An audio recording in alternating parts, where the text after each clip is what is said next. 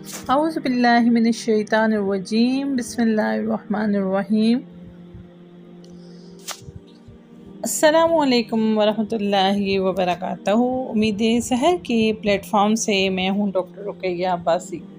آج ہم انشاءاللہ سورہ حامیم السجدہ کا تعارف حاصل کریں گے۔ رب اشرح لی صدری ویسر لی امری واحلل عقدۃ من لسانی یفقہوا قولی رب زدنی علما۔ یہ سورت اس مجموعے کا ایک حصہ ہے جسے خوامیم کہا جاتا ہے اور جس کا تعارف پیچھے سورہ مومن کے شروع میں گزر چکا ہے۔ اس سورت کے مضامین بھی دوسری مکی صورتوں کی طرح اسلام کے بنیادی عقائد کے اثبات اور مشرکین کی تردید وغیرہ پر مشتمل ہیں۔ اس سورت کی آیت نمبر 38 آیت سجدہ ہے، یعنی اس کے پڑھنے اور سننے سے سجدہ تلاوت واجب ہو جاتا ہے، اس لیے اس کو حامیم السجدہ کہا جاتا ہے۔ اس کا دوسرا نام فصلت بھی ہے کیونکہ اس کی تیسری ہی آیت میں یہ لفظ آیا ہے۔ نیز اسے سورہ مصابیح اور سورہ اقوات بھی کہا جاتا ہے۔ روح المعانی کا یہ حوالہ ہے۔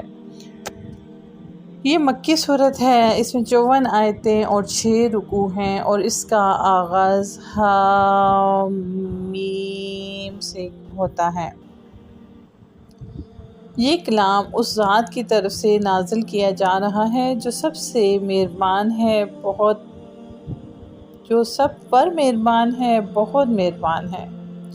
عربی قرآن کی شکل میں یہ وہ کتاب ہے جس کی آیتیں علم حاصل کرنے والوں کے لیے تفصیل سے بیان کی گئی ہیں۔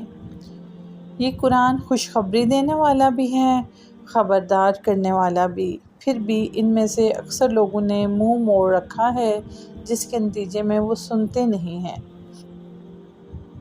اور پیغمبر صلی اللہ علیہ وآلہ وسلم کہتے ہیں کہ جس چیز کی طرف تم ہمیں بلا رہے ہو،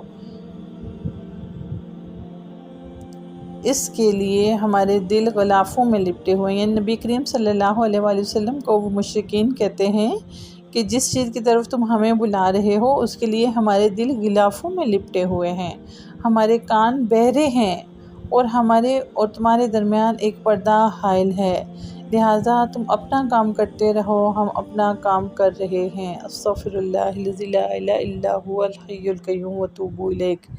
اے پیغمبر کہہ دو، میں تو تم ہی جیسا ایک انسان ہوں، البتہ مجھ پر وحی نازل ہوتی ہے کہ تمہارا خدا بس ایک ہی خدا ہے، لہذا تم اپنا رخ سیدھا اسی کی طرف رکھو اور اسی سے مغفرت مانگو۔ بڑی تباہی ہے ان مشرکوں کے لیے جو زکوٰۃ ادا نہیں کرتے، اور ان کا یہ حال ہے کہ آخرت کے وہ بالکل ہی منکر ہیں۔ البتہ جو لوگ ایمان لائے ہیں اور انہوں نے نیک عمل کیے ہیں ان کے لیے بے شک ایسا اجر ہے جس کا سلسلہ کبھی ٹوٹنے والا نہیں۔ یعنی دنیا کو آخرت کی کھیتی کہا جاتا ہے، اور ہم دنیا میں جو بوئیں گے آخرت میں وہی کاٹیں گے۔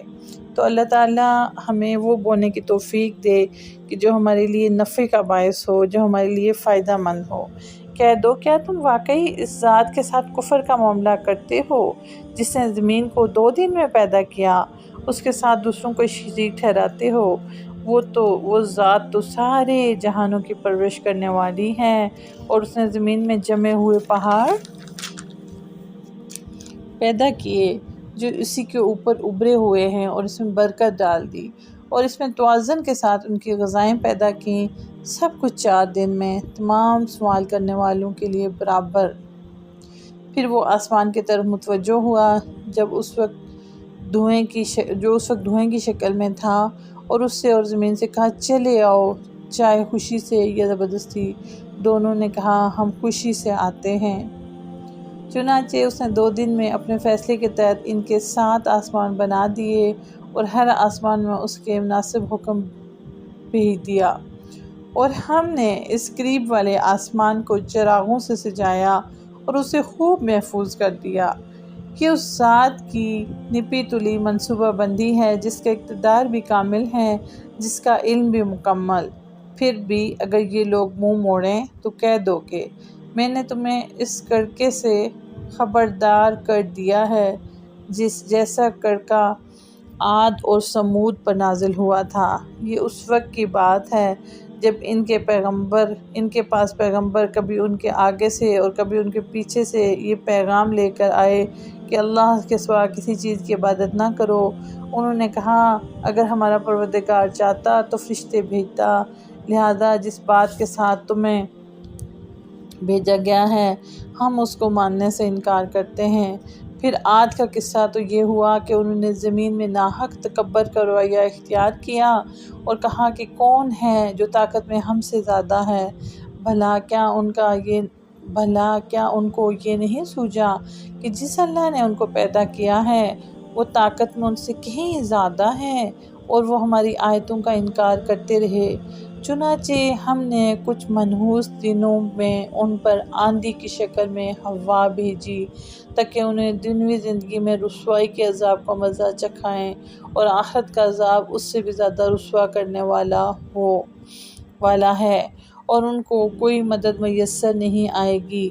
رہے سمود تو ہم نے انہیں سیدھا راستہ دکھایا تھا لیکن انہوں نے سیدھا راستہ اختیار کرنے کے مقابلے میں اندھا رہنے کو زیادہ پسند کیا۔ چنانچہ انہوں نے جو کمائی کر رکھی تھی اس کی وجہ سے ان کو ایسے عذاب کے کڑکے نے آ پکڑا جو سراپا ذلت تھا۔ جو لوگ ایمان لے آئے تھے اور تقوی اختیار کیے ہوئے تھے ان کو ہم نے نجات دے دی۔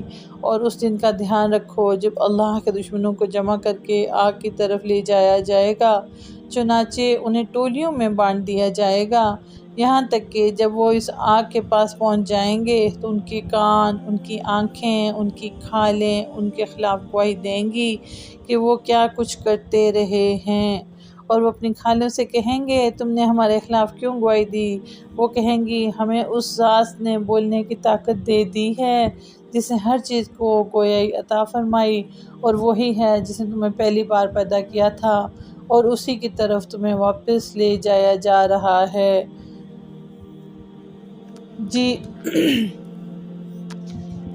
بس اللہ تعالیٰ سے دعا ہے کہ اللہ رب العزت جب اعمال نامہ تلنے کا وقت آئے اور تولا جانے لگے، ہمارے عمل تولے جانے لگیں تو ان کے تولنے کی نوبت نہ آنے دے رب العزت، اور اس سے پہلے ہم پہ رحمت کی نظر فرما دے اور ہمارا اعمال نامہ دائیں ہاتھ میں دے دے۔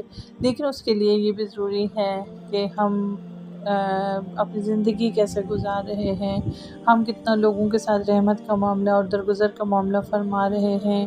اللہ تعالیٰ ہمیں اور ہماری اولادوں کو اس دن سرخرو فرمائے اور اس دن اللہ تعالیٰ ہم سے راضی ہو جائے، کیونکہ جو اس دن رسوا ہو گیا اس کے لیے ہمیشہ کی رسوائی ہے، اور جو اس دن کامیاب ہو گیا اس کے لیے ہمیشہ کی کامیابی ہے۔ وآخر دعوانا ان الحمد للہ رب العالمین۔ جزاک اللہ خیر۔